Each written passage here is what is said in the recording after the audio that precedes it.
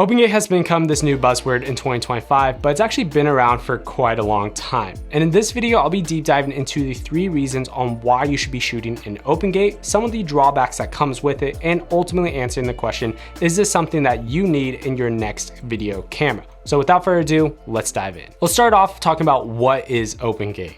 OpenGate is just referring using the entire sensor width and height of the sensors to be recorded. So OpenGate does not necessarily mean that you are in a 3:2 aspect ratio, but you could be on different cameras. Cameras like Fujifilm cameras in an APS-C format offer OpenGate, or also Lumix cameras being able to shoot in a micro four thirds or 4:3 sensor is also offering OpenGate. But most people that are shooting on full frame cameras, for example, when you're shooting photos, you're actually using the entire sensor width and height and using that 3:2 aspect ratio. But when you're switching over to video mode, you're suddenly cut down to a 16:9 aspect ratio and forced to be shooting that, losing all of the width of the sensor to get that extra wiggle room in post. Ultimately, there is a handful of cameras like the Canon C70, some Fujifilm cameras, but the camera company that has the most OpenGate options on a variety of different cameras is going to be Lumix at the current moment as I'm recording this video. From all the S1 cameras and a lot of the GH5 and the GH6, GH7,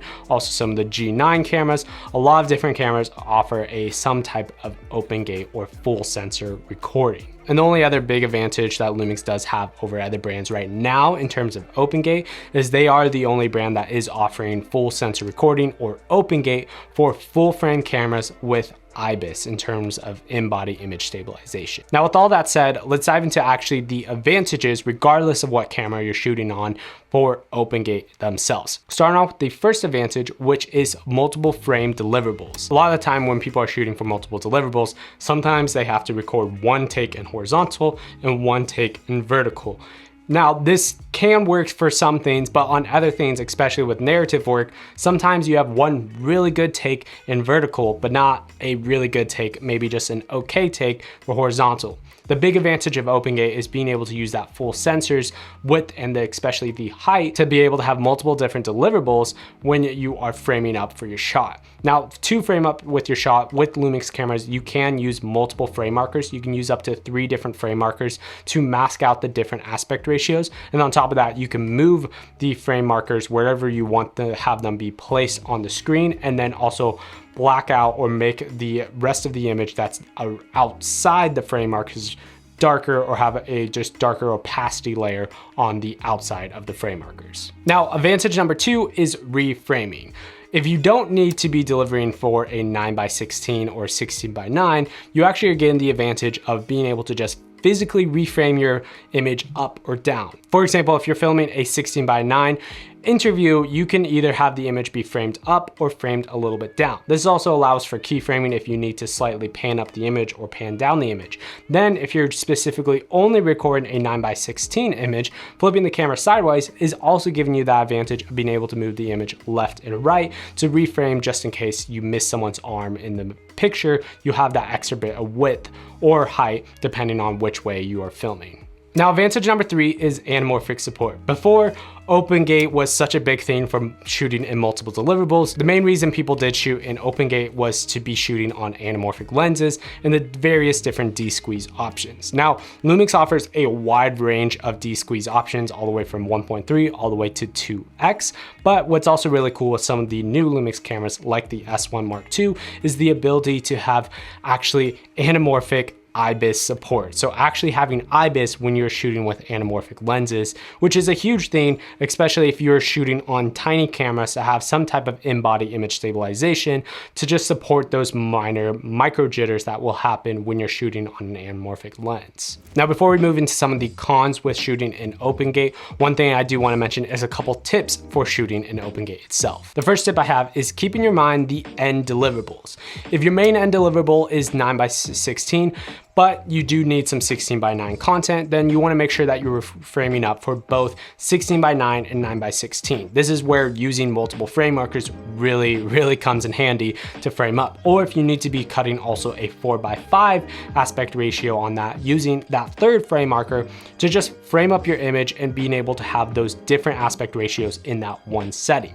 Which leads into that second tip for shooting in OpenGate, which is shooting just slightly a little bit wider and then zooming in post if needed. Shooting a little bit wider is just a normal tip overall for general filmmaking, just to give that a little bit extra of headroom or width or height, just in case you miss a shot or you're a little bit. Okay, with all that said, here is some of the cons and then also some feature requests I do hope going forward, especially for Lumix cameras. The first con/drawback is going to be rolling shutter performance. Cameras like the Lumix S1R Mark II or even the Pixis 6K definitely suffer from this.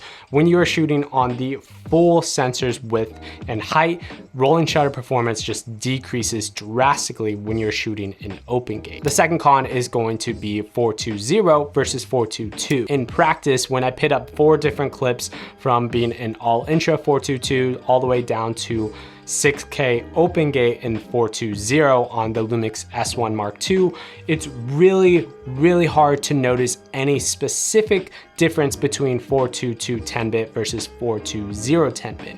Now, this would be more of a bigger difference if you are doing any green screen application where you're doing multiple different VFX or you want to see the chroma sampling happening to the image itself. But for majority of the themes, even when you're trying to stretch these colors as much as possible, it's really hard to see the difference, at least on a Lumix camera, from the 420 versus the 422.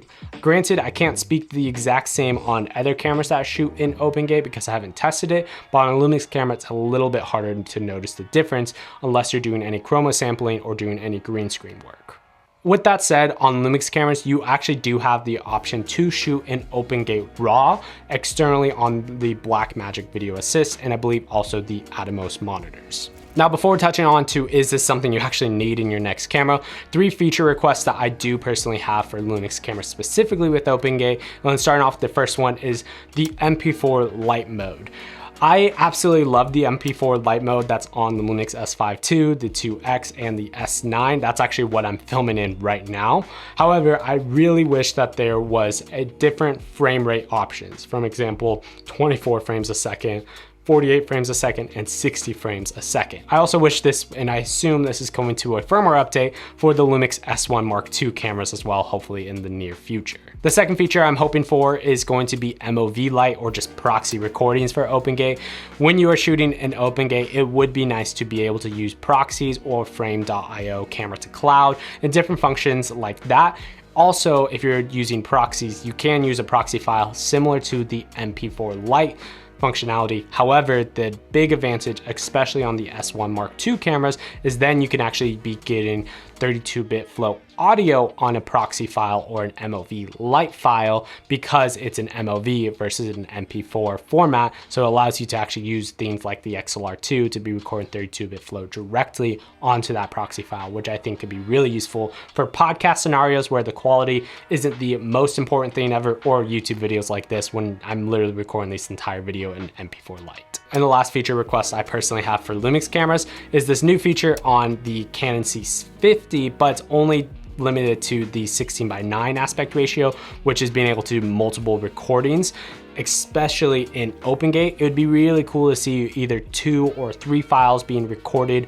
For example, if you have 2 frame markers and you're recording in OpenGate, it would be cool to see the OpenGate file being recorded.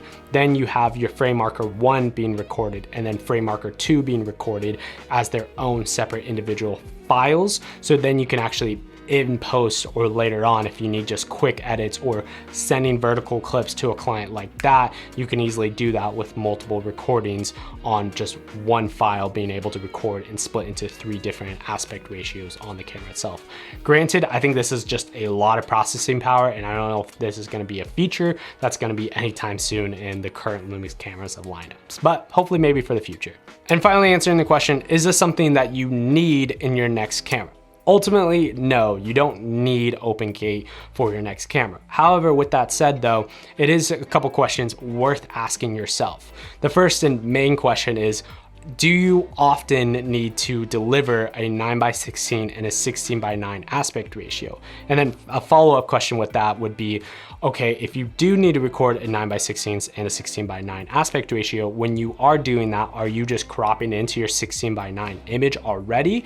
Or are you filming once horizontal and then once vertical? Ultimately, it's just an extra tool at the end of the day that can make your workflow just that much faster. Anyways, I'd love to hear your guys' thoughts and opinions on OpenGate, whether you use it or is this some tool that you want to hopefully use in the future. If you want to see my personal reasons on why I choose and shoot on Lumix cameras, well, you should check out that video right there. YouTube recommends you might like this video right here. Until next one, guys, peace.